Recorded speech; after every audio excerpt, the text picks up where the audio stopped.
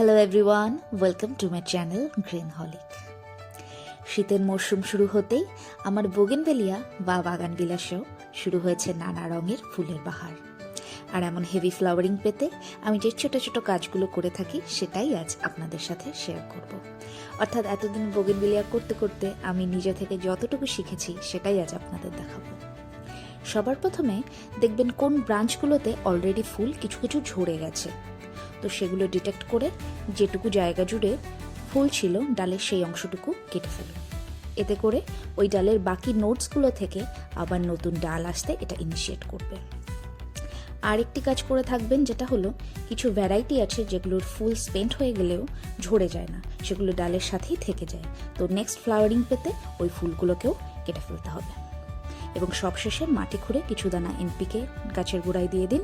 আর আমার কাছে humic acid থাকায় আমি সেটাও একটু জলে গুলে স্প্রে করে দিলাম। এতে করে যে সারটি আপনি ব্যবহার করলেন গাছ খুব তাড়াতাড়ি সেটা থেকে পুষ্টি সংগ্রহ করতে পারবে এবং আবার গাছ হেভি ফ্লাওয়ারিংয়ে চলে আসবে।